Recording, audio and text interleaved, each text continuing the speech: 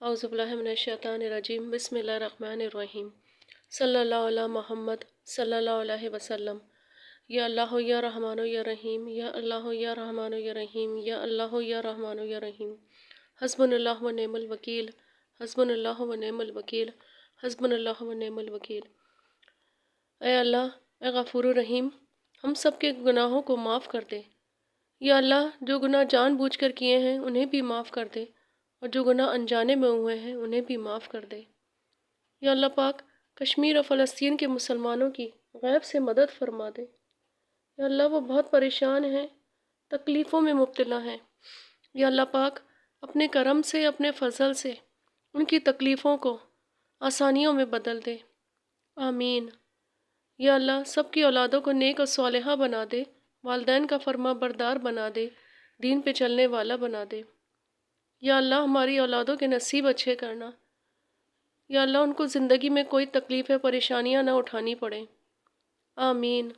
یا اللہ پاک، مکہ اور مدینہ کی زیارت نصیب فرمانا، چلتے ہاتھ پیروں سے اٹھانا، کبھی کسی کا محتاج نہیں کرنا۔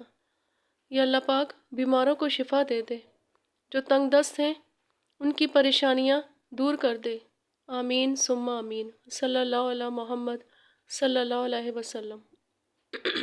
شہادت علی الناس کے اس فریضے کی ادائیگی کے ضمن میں اب ہمیں اپنا جائزہ لینا ہے۔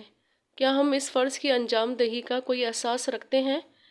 کیا ہمیں بحیثیت امت یہ شعور حاصل ہے کہ ہمارے کاندھوں پر کس قدر عظیم ذمہ داری کا بوجھ ہے؟ کیا ہمیں بنی نوع انسانی پر محجت کے لیے قولی اور عملی شہادت کی کوئی فکر ہے؟ اور اس سے بڑھ کر غور طلب بات تو یہ ہے کہ دوسروں پر حق کی شہادت قائم کرنے سے پہلے کیا ہماری انفرادی اور اجتماعی زندگی کے کسی ایک گوشے سے بھی اس حق کی کوئی عملی شہادت دی جا رہی ہے؟ یہ بڑی تلخ حقیقت ہے کہ ہماری موجودہ حیثیت خزانے کے سانپ کی سی ہے۔ ہم نہ تو خود اسلام کے عادلانہ نظام کی برکات سے فائدہ اٹھا رہے ہیں اور نہ ہی دوسروں کو اس کا موقع دے رہے ہیں۔ یہ بڑی ہی تکلیف دہ حقیقت ہے کہ ہم شہادت حق کا فریضہ سر انجام دینے کے بجائے حق کو چھپانے کے مجرم بنے ہوئے ہیں۔ اس جرم کی وجہ سے ہم پر عذاب کے کوڑے مختلف صورتوں میں برس رہے ہیں، لیکن ہم پھر بھی خواب غفلت سے بیدار ہونے کو تیار نہیں۔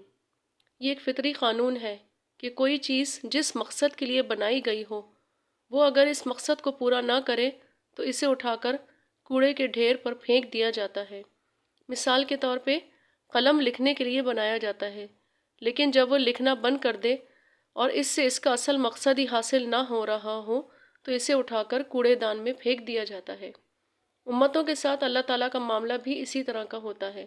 اگر امت عبادت رب پر عمل پیرا نہ ہو اور شہادت حق کا فریضہ انجام نہ دے تو اللہ کی نگاہ میں اس کی کوئی حیثیت باقی نہیں رہتی اور اس پر اللہ کی لعنت اور پھٹکار پڑتی ہے۔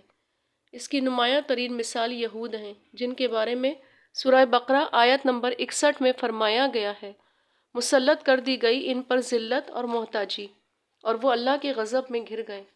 یہود کو اللہ تعالیٰ نے کئی نعمتوں سے نوازا، انہیں فرعون جیسے جابر بادشاہ سے معجزانہ طور پر نجات دلوائی، ان کے لیے صحرا میں بادلوں کا سائبان فراہم فرمایا، آسمان سے من و سلویٰ نازل فرمایا اور ایک چٹان سے پانی کے 12 چشمے جاری فرما دیے۔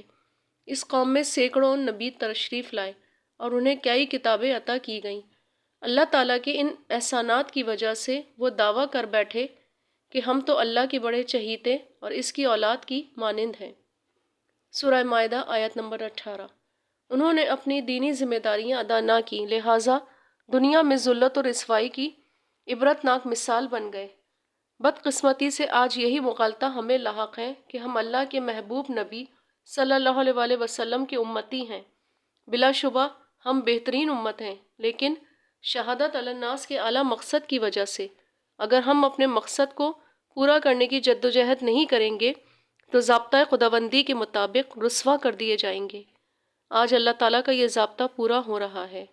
جب تک ہم اپنی ذمہ داریاں ادا کرتے رہیں، دنیا میں سربلند رہے۔ جب سے ہم نے اپنے اس مقصد کو فراموش کیا، ہم زوال سے دوچار ہو گئے۔ اسپین میں ہم نے 700 سال سے زائد حکومت کی، اب وہاں ہمارا نام و نشان باقی نہیں۔ 1967 میں ہمیں یہود سے ذلت آمیز شکست ہوئی جو اللہ کی نگاہ میں ایک ذلیل قوم ہے، اور اس بیت المقدس ان کے قبضے میں چلا گیا۔ 1971 میں ہندوؤں کے ہاتھوں شکست اور اس کے نتیجے میں مشرقی پاکستان کا بنگلہ دیش بن جانا ہماری تاریخ کا المناک ترین باب ہے۔ اللہ پاک ہم سب کو دین پہ چلنے والا بنا دے، سنتوں پر عمل کرنے والا بنا دے، آمین ثم آمین۔ درود دافع شرائدہ۔ اس درود پاک کے پڑھنے سے بندہ دشمنوں کے شر سے محفوظ رہتا ہے۔ اگر کوئی شخص کسی دشمن کی دشمنی سے بہت تنگ آ گیا ہو اور پریشانیوں میں مبتلا ہو تو اسے چاہیے کہ اس درود پاک کو روزانہ 100 مرتبہ بعد نماز عشاء پڑھا کرے تو اللہ تعالیٰ کے فضل و کرم سے دشمنوں سے محفوظ رہے گا۔ دشمن کی زبان درازی سے محفوظ رہنے کے لیے دو مرتبہ ہر روز پڑھ کر اس دشمن کا تصور کر کے پھونک مار کر دعا کریں۔ اللہ پاک ہم سب کو درود و سلام پڑھنے والا بنا دے، آمین ثم آمین۔